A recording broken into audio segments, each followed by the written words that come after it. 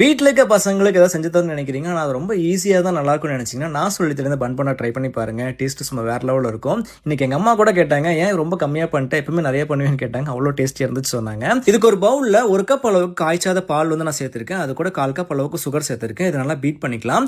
இது கூட பார்த்தீங்கன்னா, ஒரு முட்டைய உடைச்சு போட்டு நல்லா பீட் பண்ணிக்கலாம். சுகரும் முட்டையெல்லாம் நல்லா மிக்ஸ் ஆனதுக்கு அப்புறம் இது கூட 1 கப் அளவுக்கு மைதா சேர்த்து நல்லா மிக்ஸ் பண்ணிக்கோங்க. இப்போ ஒரு 1/2 டீஸ்பூன் அளவுக்கு உப்பு, 1/4 டீஸ்பூன் பேக்கிங் சோடா, 1/4 டீஸ்பூன் அளவுக்கு ஏலக்காய் பவுடர் சேர்த்து நல்லா பீட் பண்ணிக்கோங்க. நல்லா கிரீமியா இந்த அளவுக்கு டெக்ஸ்சர் வரும்போது இது அப்படியே ஒரு 10 நிமிஷம் போல மூடி வச்சிடலாம். இப்போ நான் சமைக்கிறதுக்கு ஆயில் ரொம்ப லைட்டா அண்ட் லோ அப்சர்ப்ஷன்ல இருக்க மிஸ்டர் கோல்ட்ல வாங்கின ரீஃபைண்ட் சன்ஃபிளவர் ஆயில் யூஸ் பண்ணிருக்கேன். குவாலிட்டி அண்ட் குவான்டிட்டில எந்த ஒரு காம்ப்ரமைஸ் எல்லாம் பண்ணிருக்காங்க. இப்போ எல்லா சூப்பர் மார்க்கெட்ல இந்த வெப்சைட்ல அவைலபிளா இருக்கு. ABS 10 கோட் யூஸ் பண்ணீங்கன்னா எக்ஸ்ட்ரா 10% ஆஃபர் உங்களுக்கு கிடைக்கும். இப்போ ரெடி பண்ண பேட்டர்ல ஒரு ஹாஃப் லெமனை பிழிஞ்சு விட்டு நல்லா மிக்ஸ் பண்ணிக்கோங்க. இப்போ இந்த ஆயில டைரக்டா நம்ம அப்படியே ஊத்திரக்கூடாது. ஒரு குளிக்கரண்டி அளவுக்கு அந்த ஆயில் எடுத்துட்டு அதுல இந்த கொஞ்சமா ஊத்தி இது அப்படியே வந்து வேக வச்சு திருப்பி போட்டு வேக வச்சு எடுத்தீங்க அப்படின்னா நல்லா டேஸ்டியான இந்த பன் போண்டா ரெடி ஆயிரும். கண்டிப்பா ட்ரை பண்ணி பாருங்க.